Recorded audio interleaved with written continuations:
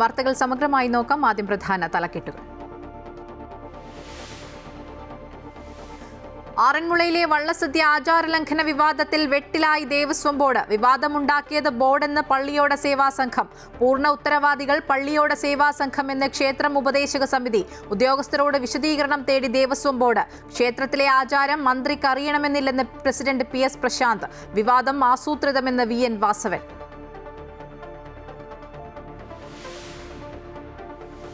മന്ത്രി സജി ചെറിയാനെതിരെ ആഞ്ഞടിച്ചു മുതിർന്ന CPM നേതാവ് G സുധാകരൻ. തന്നെ പാർട്ടിയിൽ നിന്ന് പുറത്താക്കാൻ ശ്രമിച്ചതിൽ സജി ചെറിയാനും പങ്കെന്ന ആരോപണം.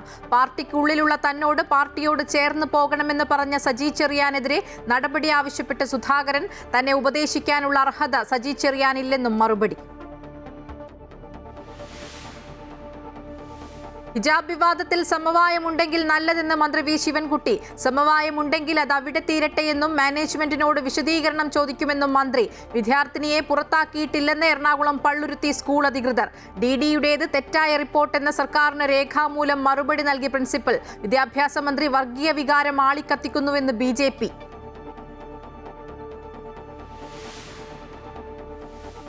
പേരാമ്പ്ര സംഘർഷത്തിൽ 7 UDF പ്രവർത്തകർ കസ്റ്റഡിയിൽ. പ്രവർത്തകരുടെ ഭാഗത്ത് വീഴ്ചയില്ലെന്ന് കോൺഗ്രസ്. പോലീസിന്റേത് പ്രതികാര നടപടിയെന്ന് കോഴിക്കോട് DCC പ്രസിഡന്റ്. പേരാമ്പ്രയിൽ LDFന്റെ രാഷ്ട്രീയ വിശദീകരണ യോഗം. സംസ്ഥാനത്ത് ശക്തമായ ഇടിമിന്നലോടുകൂടിയ മഴയ്ക്ക് സാധ്യത. 24 മണിക്കൂറിനുള്ളിൽ തുലാവർഷം എത്തിയേക്കും. അറബിക്കടലിൽ ലക്ഷദ്വീപിന് സമീപം ചക്രവാത ചുഴി രൂപപ്പെട്ടെന്ന് കാലാവസ്ഥാ നിരീക്ഷണ കേന്ദ്രം. നാളെ കോട്ടയം, ഇടുക്കി ജില്ലകളിലും മറ്റന്നാൾ എറണാകുളം ജില്ലയിലും ഓറഞ്ച് അലേർട്ട്. രഞ്ജി ട്രോഫി ക്രിക്കറ്റിൽ കേരളത്തിന് മികച്ച തുടക്കം. മഹാരാഷ്ട്രയ്ക്ക് ബാറ്റിംഗ് തകർച്ച. പൃഥ്വി ഷാ ഉൾപ്പെടെ 4 പേർ പുറത്തായത് റൺസൊന്നും എടുക്കാതെ. ആദ്യ ദിനം മഹാരാഷ്ട്ര 7ന് 179 റൺസ് എന്ന നിലയിൽ. MD Nitish 4 wicket. ആറന്മുള അഷ്ടമി രോഹിണി വള്ളസദ്യയിലെ ആചാര ലംഘനത്തിന്റെ പൂർണ്ണ ഉത്തരവാദികൾ പള്ളിയോട സേവാ സംഘമെന്ന് ക്ഷേത്രം ഉപദേശക സമിതി. മന്ത്രിയോ ദേവസ്വം ബോർഡ് ഉദ്യോഗസ്ഥരോ കുറ്റക്കാരല്ല. പള്ളിയോട സേവാ സംഘം സ്വന്തം ചെലവിൽ പ്രായശ്ചിത്തം ചെയ്യണമെന്നും ക്ഷേത്രോപദേശക സമിതി ആവശ്യപ്പെട്ടു. എന്നാൽ വള്ളസദ്യ നടത്തിപ്പിൽ നിന്നും തങ്ങളെ ഒഴിവാക്കാനുള്ള നീക്കമാണ് വിവാദങ്ങൾക്ക് പിന്നിലെന്ന് പള്ളിയോട സേവാ സംഘം പ്രതികരിച്ചു. ആറന്മുള അഷ്ടമി രോഹിണി വള്ളസദ്യയിൽ ആചാരലംഘനം നടന്നതായും പരിഹാരക്രിയകൾ ആവശ്യപ്പെട്ടും ക്ഷേത്ര ഉപദേശക സമിതിയുടെ ആവശ്യപ്രകാരം ദേവസ്വം ബോർഡാണ് തന്ത്രിക്ക് കത്ത് നൽകിയത്. ഇതിന്റെ അടിസ്ഥാനത്തിലാണ് ക്ഷേത്രം തന്ത്രി പരമേശ്വരൻ വാസുദേവൻ ഭട്ടതിരിപ്പാട് ദേവസ്വം ബോർഡിനും പള്ളിയോട സേവാ സംഘത്തിനുമടക്കം പ്രായശ്ചിത്തം ചെയ്യണമെന്ന് കാട്ടി കത്ത് കൈമാറിയത്. അസിസ്റ്റന്റ് കമ്മീഷണർ ആറന്മുളയുടെ ഒരു കത്ത് എനിക്ക് വന്നു. ഇതേപോലെ അഷ്ടമി രോഹിണി ദിനത്തിലെ അകട്ടെ കാര്യങ്ങളെല്ലാം പൂർവാധികം ഭംഗിയായിട്ട് നടന്നു വന്നു. എന്നാൽ പുറത്തെ എന്തെങ്കിലും പ്രായശ്ചിത്തം വേണമെങ്കിൽ അത് അറിയിക്കണമെന്നും കാണിച്ചുകൊണ്ട് ഇത് പ്രായശ്ചിത്ത വിഷയമാണ് എന്ന് ആർക്കും മനസ്സിലാവും. അതുകൊണ്ടാണ് ആ പ്രായശ്ചിത്തം നിശ്ചയിച്ചത്. സദ്യയുമായിട്ട് ബന്ധപ്പെട്ടതായതുകൊണ്ട് ആ ഷഡ്യബന്ധിതമായ ഒരു പ്രായശ്ചിത്തം നിശ്ചയിച്ചു, അത്രയേ ഉള്ളൂ. സംഭവത്തിൽ മന്ത്രിമാരോ ദേവസ്വം ബോർഡോ മറ്റ് വിശിഷ്ടാതിഥികളോ ഉത്തരവാദികളല്ലെന്നും പൂർണ്ണ ഉത്തരവാദി പള്ളിയോട സേവാ സംഘമെന്നും ക്ഷേത്രോപദേശക സമിതി ആരോപിക്കുന്നു. പള്ളിയോട സേവാ സംഘം സ്വന്തം ചെലവിൽ പ്രായശ്ചിത്തം ചെയ്യണമെന്നും ക്ഷേത്രോപദേശക സമിതി ഭാരവാഹികൾ ആവശ്യപ്പെട്ടു. ബഹുമാനപ്പെട്ട മന്ത്രിയോ അല്ലെങ്കിൽ അവിടെ വന്ന VIPയോ ഒന്നുമല്ല നമ്മൾ പഠിക്കുന്നത്. കാര്യം അവർക്കൊക്കെ ആരും കുറ്റക്കാരല്ല. അവർക്കിതൊന്നും അറിയില്ല. അവരെ കൊണ്ട് ചെയ്യിച്ച പള്ളിയോട സേവാ സംഘം മാത്രമാണ് കുറ്റക്കാരൻ. അതേസമയം ആചാരലംഘന വിവാദത്തിന് പിന്നിൽ വള്ളസദ്യ നടത്തിപ്പിൽ നിന്നും പള്ളിയോട സേവാ സംഘത്തെ ഒഴിവാക്കാനുള്ള നീക്കമാണെന്നും അതിനായി ക്ഷേത്രോപദേശക സമിതിയും ദേവസ്വം ബോർഡും ഉദ്യോഗസ്ഥരും ഗൂഢാലോചന നടത്തിയെന്നും പള്ളിയോട സേവാ സംഘം ആരോപിച്ചു. തെറ്റുപറ്റിയിട്ടുണ്ടെങ്കിൽ തിരുത്തുമെന്നും കൂട്ടിച്ചേർത്തു. ഞങ്ങൾ തന്നെ ആചാരം ലംഘിക്കുന്നു എന്ന് വരുത്തുക എന്നുള്ള ഒരു കാര്യമാണ്. ഇനിയാണെങ്കിൽ ഞങ്ങൾ സഹകരിച്ച് പോകാൻ തയ്യാറാണ്. പക്ഷേ ഈ വള്ളസദ്യ ഞങ്ങൾ വിട്ടുകൊടുക്കാൻ തയ്യാറല്ല. അതിനു വേണ്ടിയിട്ടുള്ള ശ്രമങ്ങളാണ് ഇതിൻ്റെ പുറകിൽ എന്ന് ഞങ്ങൾ സംശയിക്കുന്നു. എന്തായാലും അകത്ത് വിളമ്പിയത് തെറ്റാണെന്ന് അദ്ദേഹം പറഞ്ഞാൽ നമ്മൾ തിരുത്തും. കാരണം അതിനകത്ത് എന്തെങ്കിലും പരിഹാരം ഉണ്ടെങ്കിൽ നമ്മൾ ചെയ്യും. നടക്കുന്നത് തെറ്റായ പ്രചരണങ്ങളാണെന്നും ഭഗവാന്റെ പേരിൽ കള്ളം പറഞ്ഞാൽ ഭഗവാൻ പൊറുക്കില്ലെന്നും ചൂണ്ടിക്കാട്ടി CPM രംഗത്തെത്തിയിരുന്നു.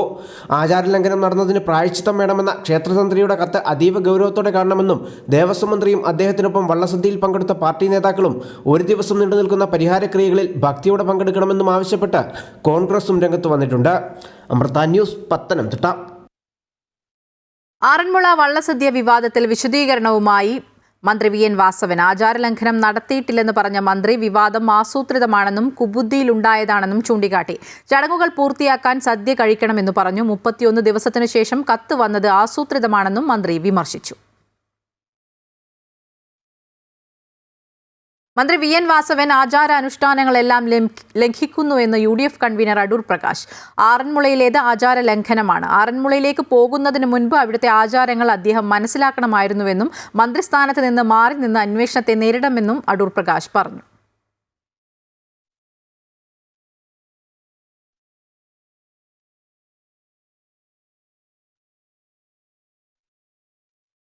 ആചാരങ്ങളെ സംബന്ധിച്ച് ദേവസ്വം മന്ത്രിക്ക് പ്രാഥമിക അറിവുകൾ പോലും ഇല്ലാത്തതാണ് ആറന്മുളയിൽ കണ്ടതെന്ന് മുൻ കേന്ദ്രമന്ത്രി വി മുരളീധരൻ. മുരാരി ബാബുവിനെ പോലുള്ളവരെ സംരക്ഷിക്കുന്നത് ദേവസ്വം മന്ത്രി വി എൻ വാസവനാണെന്നും അദ്ദേഹം കുറ്റപ്പെടുത്തി. ദേവസ്വം മന്ത്രിക്ക് ക്ഷേത്രാചാരങ്ങളെക്കുറിച്ച് പ്രാഥമികമായിട്ടുള്ള അറിവെങ്കിലും ഉണ്ടായിരുന്നുവെങ്കിൽ ഈ തരത്തിൽ അവിടെ തിരുവാറന്മുള അപ്പന് നിവേദിച്ച് വിളക്ക് കൊളുത്തി അവിടുത്തെ ചടങ്ങുകളൊക്കെ പൂർത്തിയായതിനു ശേഷം മാത്രമേ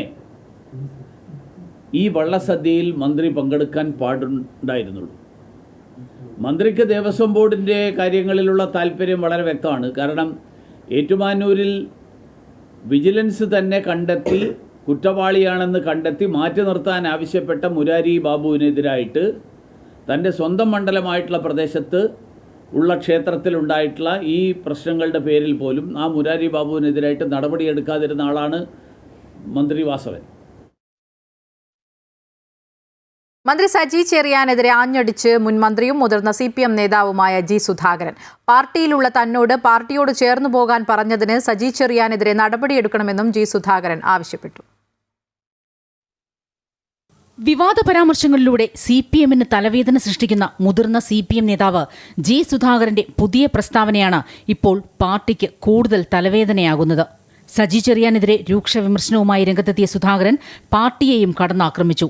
സജി ചെറിയാൻ സൂക്ഷിച്ച് സംസാരിച്ചാൽ കൊള്ളാം. എന്നോട് മത്സരിച്ചവരാരും ജയിച്ചിട്ടില്ല. പാർട്ടിയോട് ചേർന്നു പോകണമെന്ന് പറയുന്നു. പാർട്ടിക്കകത്ത് നിൽക്കുന്ന എന്നോടാണ് ഇത് പറയുന്നതെന്നും സുധാകരൻ വിമർശിച്ചു. തന്നെ പാർട്ടിയിൽ നിന്ന് പുറത്താക്കാൻ സജി ചെറിയാൻ ശ്രമിച്ചു. പുറത്താക്കിയെന്ന് പറഞ്ഞ് ചില സഖാക്കൾ പടക്കം പൊട്ടിച്ചു. ടീ പാർട്ടി നടത്തി. അതിൽ സജി ചെറിയാനും പങ്കാളിയാണ്. സജി ചെറിയാനെതിരെ പാർട്ടി നടപടിയെടുക്കണം. പാർട്ടിയാണ് തന്നെക്കുറിച്ച് നല്ലത് പറയേണ്ടത്. സജി ചെറിയാന്റെ കൂട്ടർ തന്നെ BJPയിൽ വിടാൻ ശ്രമിച്ചു. തന്നോട് ഫൈറ്റ് ചെയ്ത് ഒരാളും ജയിച്ചിട്ടില്ല.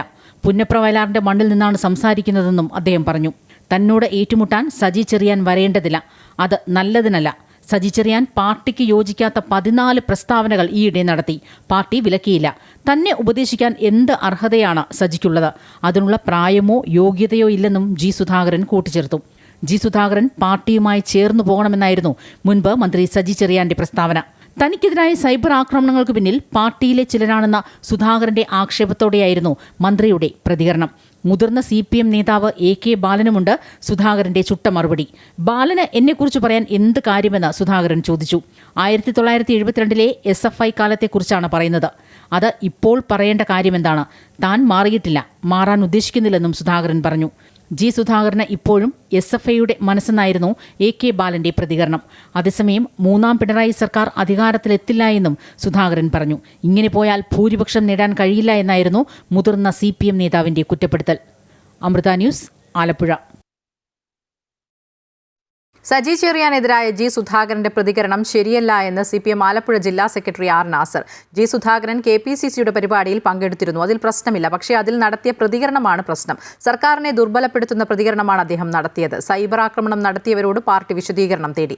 സജി ചെറിയാൻ മന്ത്രി മാത്രമല്ല, പാർട്ടി സെക്രട്ടേറിയറ്റ് അംഗം കൂടിയാണ്. പാർട്ടിയിലായിരുന്നു വിമർശനം പറയേണ്ടിയിരുന്നതെന്നും നാസർ പറഞ്ഞു. നല്ലപോലെ അറിയാവുന്നവരാണെല്ലാവരും. അങ്ങനെ പ്രതികരിക്കാൻ പാടില്ലാത്ത അത് ചില പ്രതികരണമൊക്കെ ഒരു അതിൽ വിട്ടുപോയി. ആ രൂപത്തിൽ വന്നു. അപ്പോൾ സ്വാഭാവികമായിട്ടും അവരും പാർട്ടി മെമ്പർമാരുണ്ട്. ചിലർ സുധാകർ സാബ് അത് പറയുന്നതാണ്. അവർ പാർട്ടി മെമ്പർമാരുടെ സഹാക്കളാണ്. അപ്പോൾ അതുകൊണ്ട് തന്നെ അവരുടെ നമ്മൾ വിശദീകരണം ചോദിക്കുകയും അവരെ തിരുത്താൻ വേണ്ടി നമ്മൾ ആവശ്യപ്പെടുകയും ചെയ്തു. സുധാകർ സാബിൻ്റെ ഈ ഒരു പ്രതികരണം വന്നുകൊണ്ടാണ് അവർ പറയുന്നത്. ഇങ്ങനൊരു പ്രതികരണം വന്നുകൊണ്ടാണ് ഞങ്ങൾ പാർട്ടിക്കെതിരായിട്ടുള്ളൊരു വന്നപ്പോൾ ഞങ്ങൾ അങ്ങനെ പ്രതികരിച്ചാണ്. ജി സുധാകരൻ എന്ത് സംഭവിച്ചു എന്നറിയില്ല എന്ന് H. സലാം MLA. ബഹളമുണ്ടാക്കുന്നത് എന്തിനെന്ന് ജനം മനസ്സിലാക്കട്ടെ. പാർട്ടി എടുക്കുന്ന തീരുമാനങ്ങൾ എല്ലാവരും അംഗീകരിക്കണം. സജി ചെറിയാനെ ആക്ഷേപിക്കേണ്ട ആവശ്യമില്ല. ജി സുധാകരനെ പോലെയുള്ള മുതിർന്ന നേതാവിനോട് മറുപടി പറയേണ്ട എന്നായിരുന്നു പാർട്ടി നിർദ്ദേശമെന്നും സലാം MLA കൂട്ടിച്ചേർത്തു. സമയത്ത് വ്യത്യസ്ത അഭിപ്രായങ്ങൾ വന്നേക്കാം. വ്യത്യസ്ത അഭിപ്രായം വന്നാൽ ഭൂരിപക്ഷം പേർ പറയുന്ന തീരുമാനം ഏതാണ് അത് അംഗീകരിച്ചു പോകുന്നൊരു സിസ്റ്റമാണ് പാർട്ടിയുടെ സംഘടനാപരമായ സിസ്റ്റം. എല്ലാ തീരുമാനങ്ങളും അങ്ങനെയാണ്. പിന്നെ പാർട്ടിയെ സംബന്ധിച്ചിടത്തോളം പുതുതായി ഇപ്പോൾ പാർട്ടി ഒരു യൂത്തായ ഒരു വിദ്യാർത്ഥിയായ ഒരാൾ ഉൾപ്പെടെ ഈ പാർട്ടിയുടെ ഭാഗമാണ്. എല്ലാവരുടെയും അധ്വാനമാണ് പാർട്ടി. അപ്പോൾ ഓരോ കാലത്തും വരുന്നവർക്ക് അതിൻ്റെതായ പ്രാധാന്യം കാണും. അപ്പോൾ എൻ്റെ പ്രായത്തിൽ എനിക്ക് പാർട്ടി വരാൻ പറ്റും, എന്നെക്കാൾ മുതിർന്നവർക്ക് എന്നെക്കാൾ മുൻപ് പാർട്ടി വരാൻ പറ്റും. ഞാൻ പ്രവർത്തിക്കുന്ന കാലത്തെ സാമൂഹികമായ ചുറ്റുപാടായിരിക്കില്ല മുതിർന്ന ആളുകൾ പ്രവർത്തിച്ച കാലം സാമൂഹികമായിട്ടില്ല. ജി സുധാകരന്റെ പ്രസ്താവനയിൽ പ്രതികരണവുമായി UDF convenor Adoor Prakash MP. G Sudhakaran Saji ചെറിയാനെതിരെ പറഞ്ഞ കാര്യങ്ങൾ ശ്രദ്ധിച്ചു. ജി സുധാകരൻ നല്ല മന്ത്രിയായിരുന്നു. നല്ല കാര്യങ്ങൾ ചെയ്യുന്നത് ആരാണെങ്കിലും അംഗീകരിക്കുക എന്നതാണ് കോൺഗ്രസിന്റെ നയമെന്നും അടൂർ പ്രകാശ് MP വ്യക്തമാക്കി. ശ്രീ ജി സുധാകരൻ മുൻ മന്ത്രി, മുൻ ദേവസ്വം വകുപ്പിന്റെ കൂടി ചുമതല വഹിച്ചിരുന്ന മന്ത്രിയാണ്. അദ്ദേഹത്തിന്റെ ചില പ്രസ്താവനകൾ കാണുവാനിടയായി. സജി ചെറിയാനെതിരെ പറഞ്ഞ കാര്യങ്ങൾ ശ്രദ്ധിക്കുകയുണ്ടായി. സജി ചെറിയാനെ ശ്രീ പിണറായി സർക്കാരുമായി ബന്ധപ്പെടുത്തിക്കൊണ്ട് അദ്ദേഹത്തെ പിണറായിയുമായി അടുപ്പിക്കുന്നതിന് വേണ്ടി നിറവേറ്റിയ പല പ്രവർത്തനങ്ങളെക്കുറിച്ചും പ്രിയപ്പെട്ട ശ്രീ ജി സുധാകരൻ പറയുകയുണ്ടായി. അദ്ദേഹത്തെ സംബന്ധിച്ചിടത്തോളം ഒരു നല്ല മന്ത്രിയായിരുന്നു എന്ന് ഞാനടക്കമുള്ള ആളുകൾ പറയേണ്ടതായി വരും. കാരണം മറ്റൊന്നുമല്ല, നല്ല കാര്യങ്ങൾ ചെയ്യുന്ന ആരാണെങ്കിലും അവരെ അംഗീകരിക്കുക എന്നുള്ളതാണ് കോൺഗ്രസിന്റെ ഒരു നയം. ഹിജാബ് വിഷയത്തിൽ സ്കൂളിന്റെ നിലപാടിൽ മാറ്റമില്ലെന്ന് Palluruthy saint Rita school PTA. സ്കൂളിന്റെ യൂണിഫോം ധരിച്ച് കുട്ടിക്ക് പഠനം തുടരാം. സ്കൂളിന്റെ റൂൾ മന്ത്രിക്കും തടുക്കാൻ പറ്റില്ലെന്ന് PTA പ്രസിഡന്റ് ജോഷി കൈതവളപ്പിൽ പറഞ്ഞു. അതേസമയം ഹിജാബ് വിവാദത്തിൽ സ്കൂളിന്റെ ഭാഗത്തു നിന്നുമുണ്ടായത് ഗുരുതര വീഴ്ചയെന്ന് മന്ത്രി V ശിവൻകുട്ടി പറഞ്ഞു. കുട്ടിയുടെ പഠനം ഒരു തരത്തിലും വിലക്കിയിട്ടില്ലെന്നും സ്കൂളിന്റെ യൂണിഫോം ധരിച്ച് കുട്ടിക്ക് പഠനം തുടരാമെന്നുമാണ് PTA പ്രസിഡന്റിന്റെ പ്രതികരണം. സ്കൂൾ ബൈലോ അനുസരിച്ച് യൂണിഫോം ധരിക്കാമെന്ന് സമ്മതിച്ചത് കുട്ടിയുടെ പിതാവാണ്. സ്കൂളിന്റെ റൂൾസ് മന്ത്രിക്കും തടുക്കാൻ പറ്റില്ലെന്നും PTA പ്രസിഡന്റ് ജോഷി കൈതവളപ്പിൽ പറഞ്ഞു. MP ഹൈബി ഈഡൻ അവകാശപ്പെട്ടതുപോലെ സമവായ ചർച്ച നടന്നിട്ടില്ലെന്നും PTA പ്രസിഡന്റ് വ്യക്തമാക്കി. പ്രത്യേകിച്ച് ചർച്ച ചെയ്യേണ്ട കാര്യങ്ങളൊന്നുമില്ല. കുട്ടി ഇവിടെ പഠിക്കുന്നുണ്ടെങ്കിൽ പഠിക്കട്ടെ, അതിന് വേറെ ചർച്ച ചെയ്യേണ്ട ഒരു സാഹചര്യം നിലവിലില്ലല്ലോ. അങ്ങനെ ശിരോവസ്ത്രം ധരിപ്പിക്കില്ല. ഇവിടെ കഴിഞ്ഞ കാലങ്ങളിൽ എങ്ങനെയാണ് സ്കൂൾ പ്രവർത്തിച്ചത് അതുപോലെ തന്നെ പ്രവർത്തിപ്പിക്കാനാണ് ഞങ്ങളുടെ ആഗ്രഹം. MP വന്നിട്ടുണ്ടായിരുന്നു, കോൺവെന്റിൽ വന്നു പോയി എന്നല്ലാതെ മാനേജ്മെന്റുമായിട്ട് സംസാരിച്ചിട്ടില്ല, PTA ആയിട്ട് സംസാരിച്ചിട്ടില്ല, ഒരാളും പങ്കെടുത്തില്ല. ഞങ്ങൾ അറിഞ്ഞതുപോലുമില്ല MPയുടെ സമവായ ചർച്ച. സ്കൂളിന്റെ റൂൾസ് തടുക്കാൻ മന്ത്രിക്കും പറ്റില്ലല്ലോ, അല്ലെങ്കിൽ ഹൈക്കോടതി ഉത്തരവ് തടുക്കാൻ മന്ത്രിക്ക് പറ്റുമോ?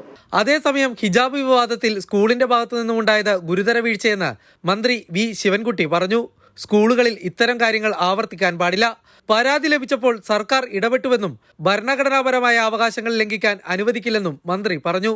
ഇന്ത്യൻ ഭരണഘടന ഉറപ്പു നൽകുന്ന പൗരന്റെ മൗലികമായ മതാചാര സ്വാതന്ത്ര്യത്തിൽ വിരുദ്ധമായ നടപടിയാണ് സ്കൂളിന്റെ ഭാഗത്തു നിന്നുണ്ടായതെന്ന് റിപ്പോർട്ടിൽ പറയുന്നു.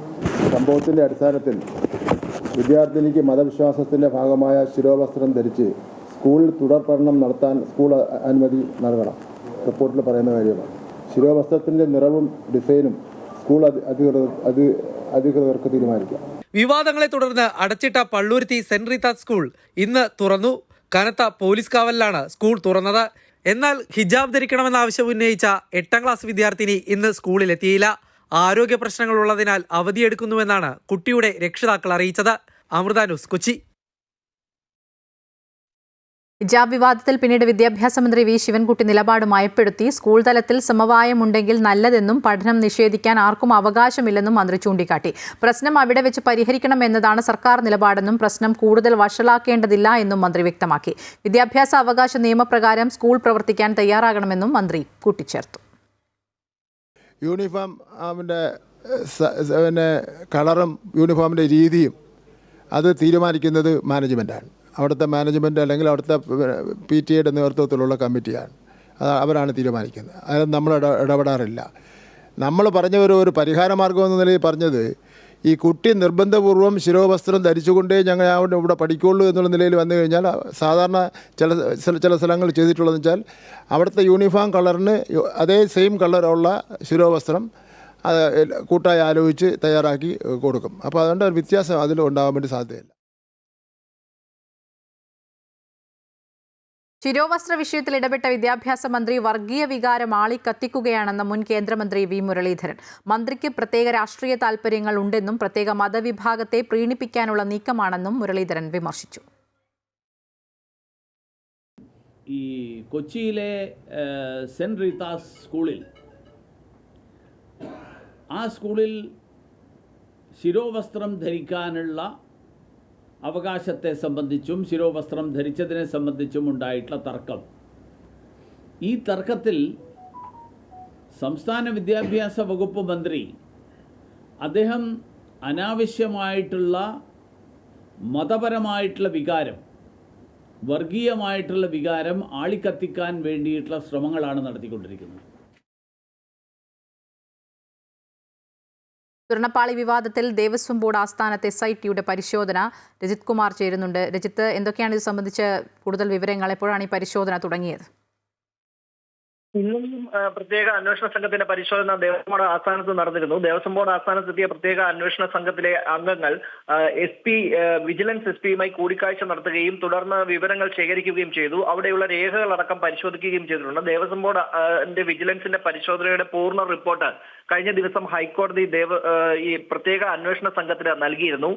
ADGP H വെങ്കടേഷിന്റെ നേതൃത്വത്തിലുള്ള പ്രത്യേക അന്വേഷണ സംഘമാണ്, 6 അംഗ സംഘമാണ് ഇത് സംബന്ധിച്ച അന്വേഷണം നടത്തുന്നത്. 1 മാസത്തിനകം ഹൈക്കോടതിയിൽ റിപ്പോർട്ട് സമർപ്പിക്കേണ്ടതുണ്ട്. അതിന്റെ ഭാഗമായി തന്നെയാണ് വളരെ വേഗത്തിൽ തന്നെ ഇക്കാര്യങ്ങളുമായി പരിശോധനയും അന്വേഷണവുമായി സംഘം മുന്നോട്ട് പോകുന്നത്. അതിന്റെ ഭാഗമായി ഇന്നും ഇപ്പോൾ അന്വേഷണ സംഘത്തിലെ അംഗങ്ങൾ ഇവിടെ എത്തി പരിശോധനകൾ നടത്തുന്നുണ്ട്. രേഖകളടക്കം വീണ്ടും പരിശോധിക്കുന്നുണ്ട്. കൂടുതൽ പരിശോധനകളുടെ ഭാഗമായി ഉന്നത ഉദ്യോഗസ്ഥരിൽ നിന്നടക്കം വിവരങ്ങൾ ആരായുകയും ചെയ്യുന്നുണ്ടെന്നാണ് നമുക്ക് മനസ്സിലാക്കാൻ കഴിയുന്നത്. എന്ത് തന്നെയായാലും വളരെ വേഗത്തിൽ തന്നെ ഇത് സംബന്ധിച്ച റിപ്പോർട്ട് സമർപ്പിക്കാനുള്ള തയ്യാറെടുപ്പിലാണ്. വിശ്വസ്തരായിട്ടുള്ള 6 അംഗ സംഘത്തെയാണ് ഇത് സംബന്ധിച്ച അന്വേഷണത്തിനായി ഹൈക്കോടതി നിയോഗിച്ചിരിക്കുന്നത്. അതിന്റെ ഭാഗമായി വരും ദിവസങ്ങളിലും ഒരുപക്ഷെ കൂടുതൽ പരിശോധനയുടെ ഭാഗമായി ദേവസ്വം ബോർഡ് ആസ്ഥാനത്തെത്തും എന്നാണ് നമുക്ക് മനസ്സിലാക്കാൻ കഴിയുന്നത്. നിലവിൽ ഇപ്പോൾ പരിശോധനകൾ തുടർന്നുകൊണ്ടിരിക്കുകയാണ്. ശരി, രജിത് കുമാറാണ് വിവരങ്ങൾ നൽകിയത്. ഉണ്ണികൃഷ്ണൻ പോറ്റിയെ കസ്റ്റഡിയിൽ എടുക്കാത്തത് ദുരൂഹതയെന്ന് മുൻ കേന്ദ്രമന്ത്രി വി മുരളീധരൻ. ഈ നടപടി തെളിവ് നശിപ്പിക്കാൻ ഇടയാക്കും. കടകംപള്ളി ഉൾപ്പെടെയുള്ളവർക്ക് തെളിവ് നശിപ്പിക്കാൻ സമയം നൽകുകയാണ്. ദേവസ്വം ബോർഡിന്റെ അനാസ്ഥകളാണ് ഈ സംഭവങ്ങൾക്ക് കാരണമെന്നും CBI അന്വേഷണം വേണമെന്നും അദ്ദേഹം ആവശ്യപ്പെട്ടു. ശബരിമല അയ്യപ്പൻ്റെ സ്വർണം പട്ടാപ്പകൽ എല്ലാ നിയമ സംവിധാനങ്ങളെയും വെല്ലുവിളിച്ചുകൊണ്ട് കൊണ്ടുപോയ ഒരാൾ, അങ്ങനെ ഒരാളെ ഇത്രയും ദിവസം അയാളെ കസ്റ്റഡിയിൽ എടുക്കാതിരിക്കുമ്പോൾ സ്വാഭാവികമായും ഇത് സംബന്ധിച്ചിട്ടുള്ള തെളിവുകൾ അടക്കം നഷ്ടപ്പെടാനുള്ള സാധ്യത ഉണ്ട് എന്നുള്ള ആശങ്കയാണ് വിശ്വാസികൾക്കുള്ളത്. തെളിവ് നശിപ്പിക്കാനുള്ള അവസരമാണ് ഇതിലൂടെ ലഭിക്കുന്നത്.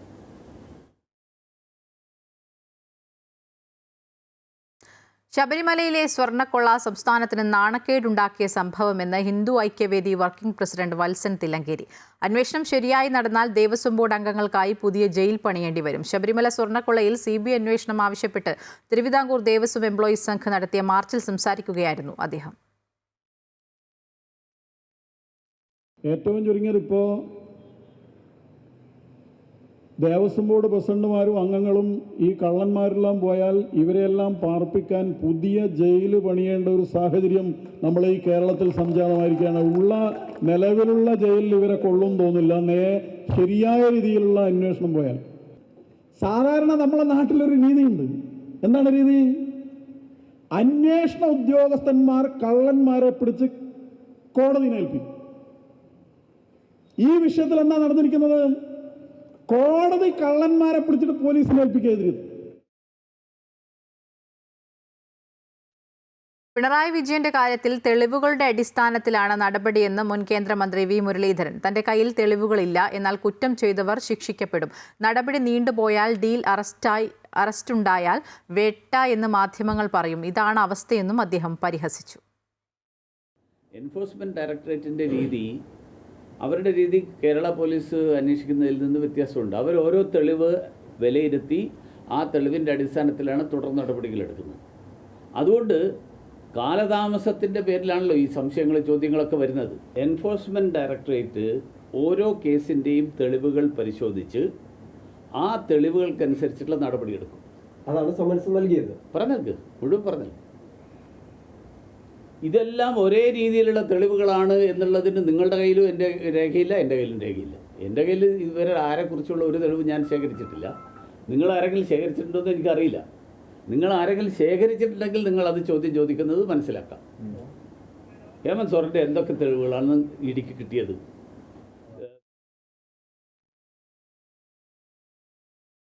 വിദേശ പര്യടനത്തിനായി മുഖ്യമന്ത്രി പിണറായി വിജയൻ ഇന്ന് യാത്ര തിരിക്കും. രാത്രി 10 മണിക്കുള്ള വിമാനത്തിൽ ബഹ്റൈനിലേക്കാണ് ആദ്യം പോവുക. നാളെ പ്രവാസി മലയാളി സമ്മേളനത്തിൽ മുഖ്യമന്ത്രി പങ്കെടുക്കും. നവംബർ 9 വരെയാണ് മുഖ്യമന്ത്രിയുടെ വിദേശ പര്യടനം.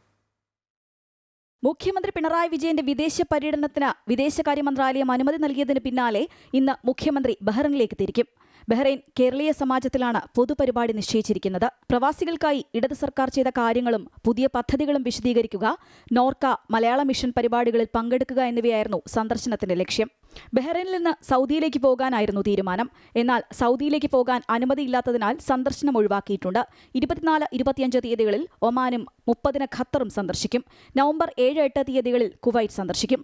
നവംബർ 8, 9 തീയതികളിൽ UAE-യിലെ പരിപാടികളിലും പങ്കെടുക്കും. മന്ത്രി Saji Cherian, personal assistant VM Suneesh എന്നിവരും മുഖ്യമന്ത്രിക്കൊപ്പമുണ്ട്. അമൃത ന്യൂസ്, തിരുവനന്തപുരം. കോഴിക്കോട് പേരാമ്പ്ര സംഘർഷത്തിൽ നടപടിയുമായി പോലീസ് 7 കോൺഗ്രസ് പ്രവർത്തകരെ അറസ്റ്റ് ചെയ്തു. സംഘർഷത്തിനിടെ സ്ഫോടക വസ്തു എറിയുന്ന ദൃശ്യങ്ങൾ പുറത്തു വന്നതിന് പിന്നാലെയാണ് പോലീസിന്റെ നടപടി. അതേസമയം പോലീസ് അറസ്റ്റ് ചെയ്തത് ഇരകളെയാണെന്നും പ്രതിഷേധം കടുപ്പിക്കുമെന്നും Kozhikode DCC president K Praveenkumar പറഞ്ഞു. സംഭവത്തിൽ ഹൈക്കോടതിയുടെ മേൽനോട്ടത്തിൽ അന്വേഷണം നടത്തണമെന്നും അദ്ദേഹം ആവശ്യപ്പെട്ടു.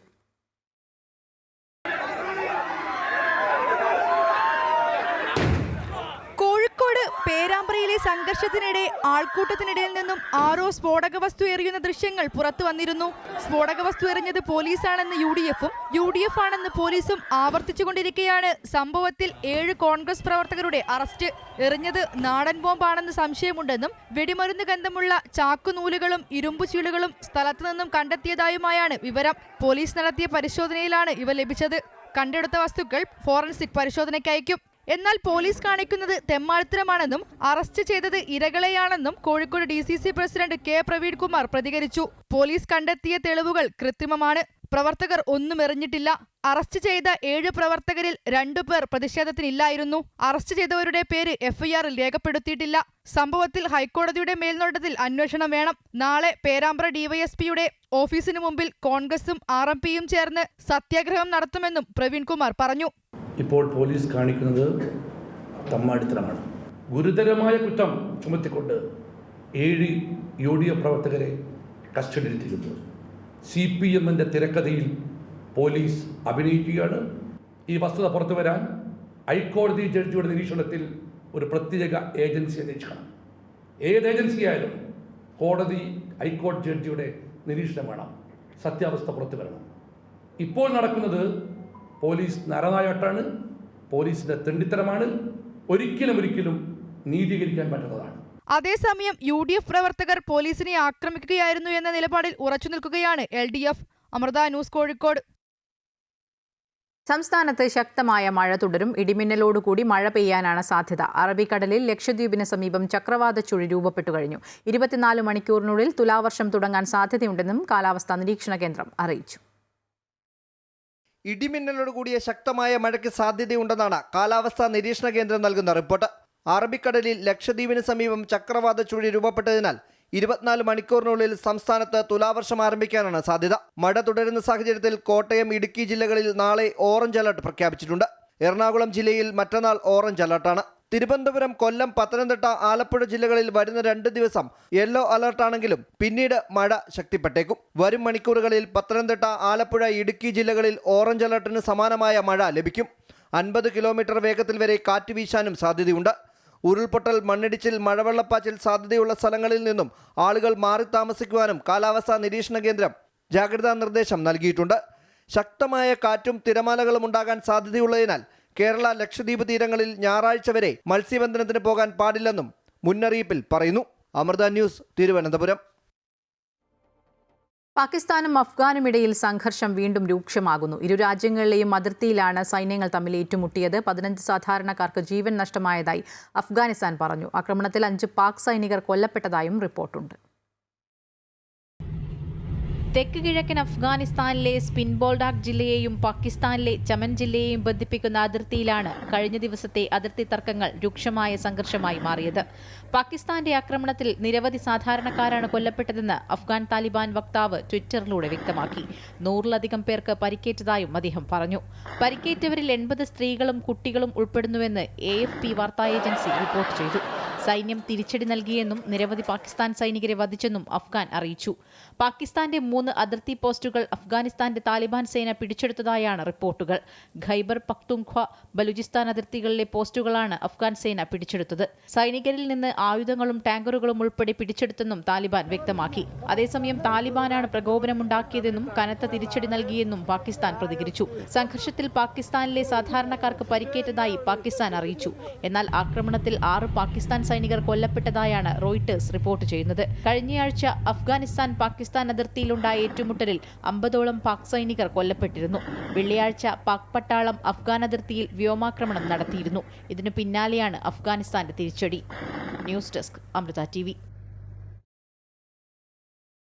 കേരളത്തിന്റെ സാംസ്കാരിക തനിമ വീണ്ടെടുക്കാൻ സന്യാസി ശ്രേഷ്ഠന്മാർ നയിക്കുന്ന ധർമ്മ സന്ദേശയാത്ര ഇടുക്കിയിലെത്തി. സദ്ഗുരു ശ്രീമാതാ അമൃതാനന്ദമയി ദേവി രക്ഷാധികാരിയായി കേരള മാർഗദർശക മണ്ഡലത്തിന്റെ ആഭിമുഖ്യത്തിലാണ് കാസർഗോഡ് മുതൽ തിരുവനന്തപുരം വരെ സന്ദേശയാത്ര സംഘടിപ്പിച്ചിരിക്കുന്നത്.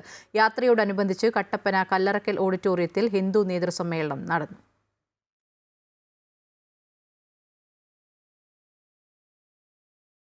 കേരള രാഷ്ട്രീയത്തിൽ ഏറെ ചർച്ചയായ കണ്ണൂർ മുൻ ADMK നവീൻ ബാബുവിന്റെ വേർപാടിന് ഇന്ന് 1 വർഷം. യാത്രയയപ്പ് യോഗത്തിൽ ജില്ലാ പഞ്ചായത്ത് പ്രസിഡന്റായിരുന്ന CPM നേതാവ് PP ദിവ്യ നടത്തിയ അധിക്ഷേപ പ്രസംഗമാണ് നവീൻ ബാബു ജീവനൊടുക്കാൻ കാരണമെന്ന വാദത്തിൽ ഉറച്ചു നിൽക്കുകയാണ് കുടുംബം.